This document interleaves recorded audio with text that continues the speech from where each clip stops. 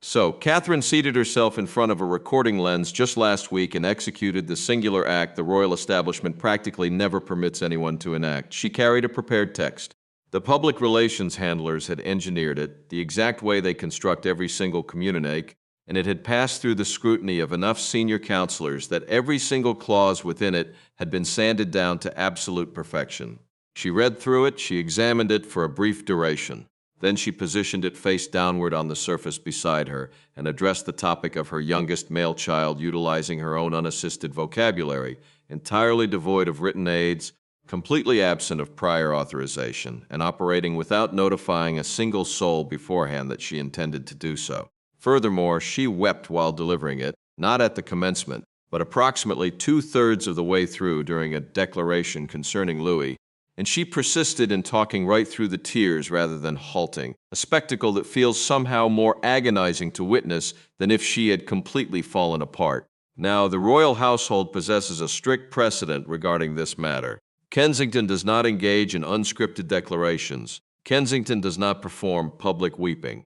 Every single detail that reaches the public sphere concerning those three offspring has been meticulously arranged, formally cleared, and scheduled down to the minute. And that is not born of mere cynicism. That represents the actual operating policy maintained deliberately for over a decade, and the inquiry that truly matters is not what Catherine articulated. The inquiry is what compelled a woman of such iron discipline into uttering it at all, because an unsettling dynamic had been unfolding within that household for months, and the entire nation had discerned the outline of it without fully comprehending its substance. Engagements were shuffled around with zero justification provided, schedules shifted at a moment's notice, a boy simply ceased appearing anywhere whatsoever, no official rationale offered, no justification promised, and a press office that responded to every single inquiry concerning the youngest Wales child utilizing the exact same 4 polite phrases regarding familial privacy. That profound silence was not a mere accident. William constructed it. He argued fiercely for that approach from the very beginning and defended it for years against dissenting voices within his own private staff, who continually warned him that it would eventually recoil upon them. And subsequently it recoiled in the exact manner no one within that compound had anticipated. And I shall arrive at the precise mechanics of how, because it diverges entirely from your expectations. If you are new to this channel, tap the subscribe option before we proceed, because this narrative continues to evolve and additional developments are surfacing this month. A brief advisory before we advance further. I am Harold. I dedicate my hours to examining everything that shifts around this family. The legal filings, the official registers, the stories that were forcefully buried before anyone could conclude their questioning. And what you are about to encounter is me assembling the fragments together the exact way I interpret them. Remain with me until the final moment, because that concluding page is where this entire situation ultimately culminates. And it culminates upon a dialogue transpiring between a father and an 8-year-old boy situated directly upon the floor of a garden room. Begin with the established policy, because the framework is entirely genuine and possesses greater antiquity than most individuals realize. George arrived in the world in 2013. Within approximately a single year following that milestone, William and Catherine locked down a methodology regarding their offspring that has remained entirely unaltered since. And the Scottish Daily characterized it this month with complete accuracy as a 10-year strategy designed to afford those children the opportunity to experience normal lives. That represents the contextual framing derived from actual journalism, not originating from me. A full decade of calculated decisions governing where those youngsters materialize, the frequency, their exact age, and in whose company they travel.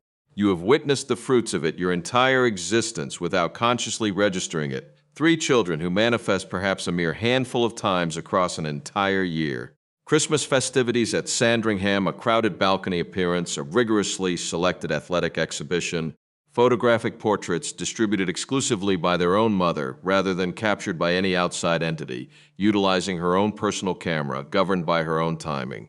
Because an image you distribute independently is an image no outside party can monetize. That represents the intricate apparatus William manufactured, and he constructed it for a motive entirely detached from modern communication strategy and tied fundamentally to a Saturday in September 1997. He was 15 years of age. He paced directly behind his mother's funeral casket, traversing the asphalt of London, clad in a somber suit, while the entire global population observed him executing it. And every single private artifact Diana had ever possessed transformed into public merchandise inside a fortnight, her personal letters, her handwritten notes, her garments auctioned and publicly displayed, her vocal recordings captured on audio tapes she never intended for external ears to absorb. William internalized at age 15 precisely what this nation executes with a royal life once it seizes control of the minute details, and he has dedicated nearly 30 years subsequent to that, ensuring that external forces never lay hands upon his children. Every barricaded door originating within this chronicle traces back to that foundational trauma. Retain that firmly in your grasp, because by the conclusion of this presentation, it pivots entirely against him.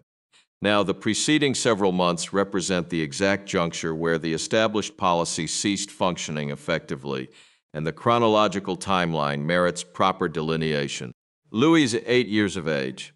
He occupies the position of the youngest among the trio, which within that specific household translates to possessing the least codified societal role alongside the maximum level of protective insulation. And both of those assertions have held true across his entire existence. George stands at 13 years old and possesses an assigned trajectory that every observer can readily outline. Charlotte is 11 and commands a public profile she has naturally expanded into ever since she learned to walk. Louis has consistently remained the individual they held back from public view. For an extended duration this year, he was withheld entirely. Public appearances that had been tentatively penned into the calendar were unceremoniously scrubbed. 2 distinct familial gatherings he had attended during previous years proceeded entirely without his presence. The recurring pattern was sufficiently consistent that observers tracking this family closely began tallying the intervening months, and that very tallying generated precisely the variety of wild speculation the protective policy was engineered to forestall, representing the primary irony within a chronicle overflowing with them. And I desire to grant absolute fairness to the policy prior to witnessing its ultimate failure, because it functioned effectively for an entire decade while receiving virtually zero acknowledgement for that success. Those 3 youngsters matured shielded by a luxury no preceding royal child had ever encountered. George experienced being 9 years old in the public eye on perhaps 4 distinct occasions. Charlotte has never endured having a school portrait sold off to a tabloid newspaper. Not a single person possesses a telephoto lens capture depicting any of them weeping or tripping over their own feet or enduring the kind of unremarkable afternoon every ordinary child undergoes, and no child should ever be forced to see printed in ink. Contrast that specific reality with the circumstances surrounding William and Harry by the age of 8, who functioned as a perpetual recurring feature across the national print media, featuring professional photographers permanently stationed outside their school gates. William erected that defensive barrier deliberately against immense institutional pressure, and it stands as arguably the single most triumphant achievement executed throughout his professional life. Keep that firmly anchored in your consciousness, because the primary reason this narrative inflicts pain resides in the fact that the mechanism which ultimately collapsed was not an administrative error. It represented his finest masterpiece. The turning point materialized at Windsor during a private rehearsal and marks the exact juncture Catherine subsequently characterized as the precise moment she lost the ability to maintain the defensive perimeter.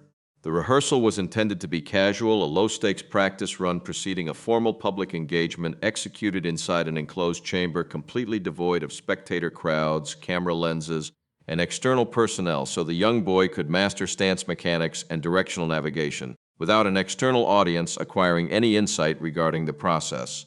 Midway through the morning session, Louis halted his movements and reached out to grasp his mother's hand, proceeding to inquire whether he was actually permitted to be seen by external eyes, not whether he possessed a personal desire to attend, but whether authorization had been granted. Catherine immediately dropped down onto her knees right beside him and enclosed both his hands within her own, subsequently confessing to at least 2 confidants afterward that she found herself utterly incapable of generating a single sentence in response that managed to be simultaneously truthful and reassuring. William swiftly cleared the entire chamber of every individual save for the essential household staff whose presence was mandatory. Furthermore, he arranged for George and Charlotte to be escorted away to a completely separate wing of the residential estate, because he actively wanted to prevent either of them from witnessing their younger brother vocalizing that specific inquiry. That singular morning fundamentally altered the internal climate governing that residence, and everything transpiring subsequently constitutes mere reaction to that profound shock. William's immediate impulse manifested as total operational shutdown. He suspended every single upcoming public engagement involving Louis, with immediate effect, alongside making it unequivocally clear he held zero interest in debating the matter further. A single bypass ceremonial function, he asserted, possessed less significance than floating dust compared to a child who had begun internalizing the belief that an underlying rationale existed dictating his continued concealment. Honestly, finding fault with that parental instinct proves exceptionally difficult. Simultaneously, it marks the precise moment the entire edifice began fracturing structurally, and the individuals who attempted warning him of the impending consequences proved to be precisely the faction nobody within that inner circle ever deigns to heed. Senior advisors cautioned him repeatedly that recurring absences would inevitably invite aggressive public inquiries. And I should properly define that specific terminology within this context because it performs vital operational labor inside that administrative compound. An official engagement in royal nomenclature constitutes a sanctioned state duty or public appearance executed explicitly on behalf of the monarchy, with the entire visible structural existence of that institution constructed out of those very appearances. They are mapped out calendar months in advance, they are meticulously logged, they are publicly published, and when a principal member of that family abruptly ceases manifesting at those scheduled events, the resulting absence transforms into an undeniable matter of public record rather than mere idle gossip. Acquiring awareness requires no clandestine leak situated deep inside the palace walls. It merely demands possession of a pocket diary. The advisory staff yearned for a controlled explanation to be distributed publicly prior to wild speculation rushing in to fill the informational vacuum. Something concise, something deliberately ambiguous, something capable of empowering the press office to field persistent media inquiries utilizing a formal document rather than an evasive shrug. And those administrative aides were entirely devoid of cynical motivations, representing the core misunderstanding outsiders harbor regarding that specific vocation. Their fundamental function requires scanning 18 months into the future to diagnose precisely which silence is destined to mutate into a destructive news story. They had witnessed this exact morphological shape previously with Catherine herself back in 2024, when an inexplicable gap in the official public schedule, coupled with a stubborn refusal to offer clarification, triggered several months of unchecked speculation that ventured into territories no analyst could have predicted, ultimately inflicting genuine psychological harm upon a real human being before the palace finally consented to disclose the underlying medical reality. They were not demanding that William expose his young son to public vulnerability. They were simply communicating the immutable truth that an unexplained absence never remains an empty void, that someone else unfailingly steps forward to fill it, and that he would be stripped of all authority to select who that storyteller would be. William rejected those warnings flatly, repeatedly, and across multiple months. He steadfastly refused to permit his son, his vulnerable situation, to morph into a public narrative consumption piece while the child remained psychologically uncertain and deeply frightened.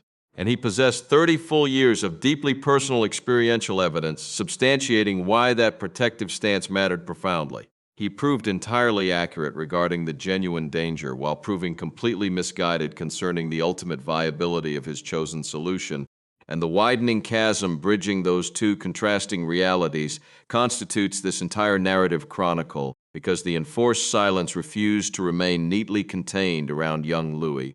It bled outward throughout the entire residence, eventually permeating the psychological framework of the other two children, with neither parent registering the insidious spread until it was thoroughly established. George stood at 13 years of age, representing a developmental threshold, rendering him old enough to deduce that something was fundamentally amiss while remaining young enough to assume it constituted his personal responsibility to absorb the shockwave. He consciously concluded that absolute emotional equilibrium was expected of him by the adults. He deliberately grew quieter, far more cautious, and increasingly hyper-utilitarian around the domestic environment. and both of his parents tragically misinterpreted that behavioral shift as evidence of robust personal coping because that specific mask is precisely what emotional suppression mimics from an external vantage point. Then, during a quiet evening, he approached his father to inquire whether a younger brother could potentially be permanently excluded from every life event without anyone situated outside the immediate family circle ever catching wind of the omission. Sit in contemplative silence with that specific inquiry for a moment because that framing transcends protocol entirely.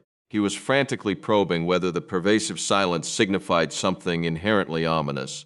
He was a 13-year-old child desperately calculating independently whether his entire family had fundamentally abandoned the practice of transparent explanation, attempting to discern whether this systematic non-explanation represented the standard institutional variety or the genuinely terrifying brand. Charlotte, positioned at 11 years of age, processed the mounting crisis through an entirely divergent vector.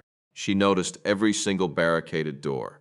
She picked up on every casual conversation that abruptly shifted its thematic direction the exact second she crossed the threshold into a room, registering every lowered vocal register alongside every adult who suddenly discovered an urgent necessity to be situated elsewhere. Not a single authority figure sat her down to offer formal disclosure. Yet, she successfully assembled a remarkably accurate mental mosaic independently, because 11-year-old minds invariably execute that intellectual synthesis while adults consistently underestimate their observational capacity. And she proceeded to execute a behavioral response that continues to haunt my thoughts.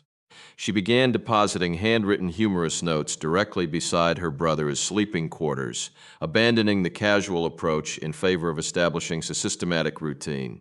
She had deduced entirely on her own initiative that whenever Louis experienced genuine laughter, he managed to briefly re-emerge into the shared family dynamic, and she dedicated herself to manufacturing that specific psychological trigger, deliberately utilizing pencil annotations without notifying a soul she was orchestrating it.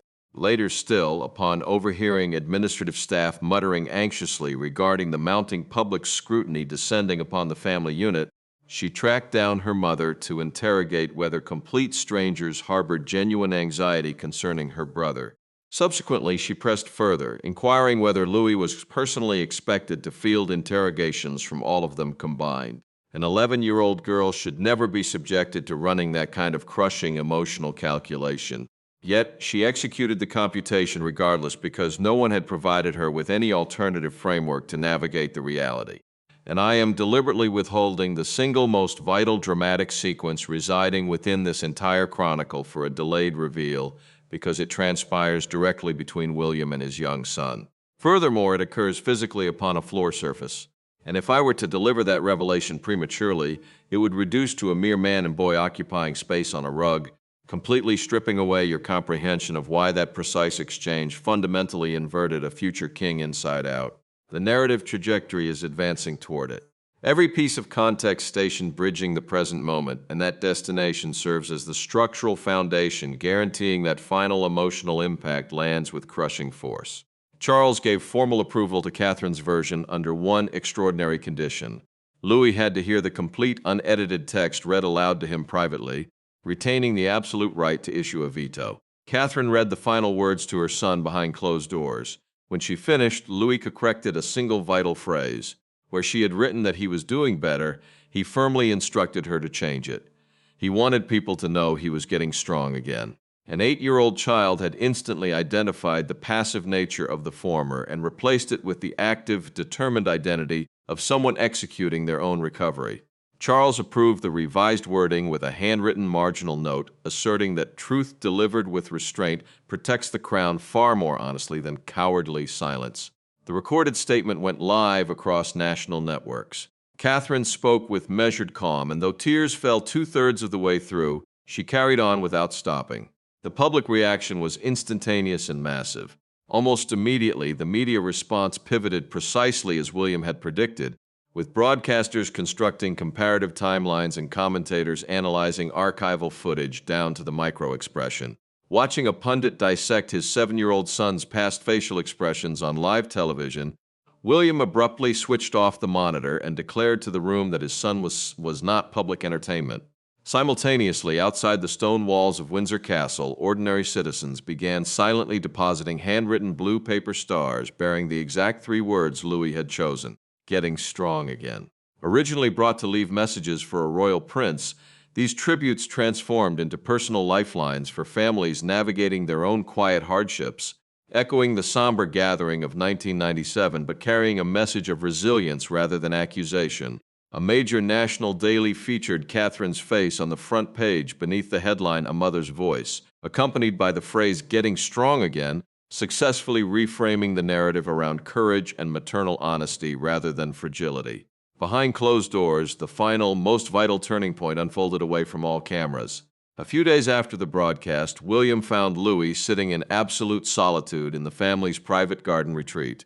Instead of taking the adjacent armchair, William lowered himself directly onto the floor so their eyes met at the same level.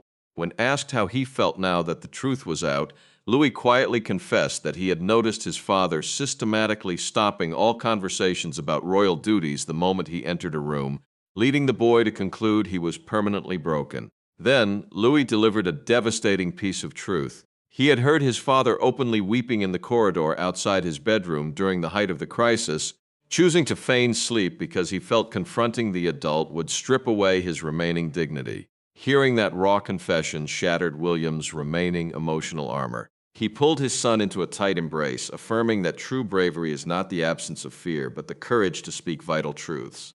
Louis, in turn, expressed his desire to return to public life gradually, on his own terms, supported by his siblings.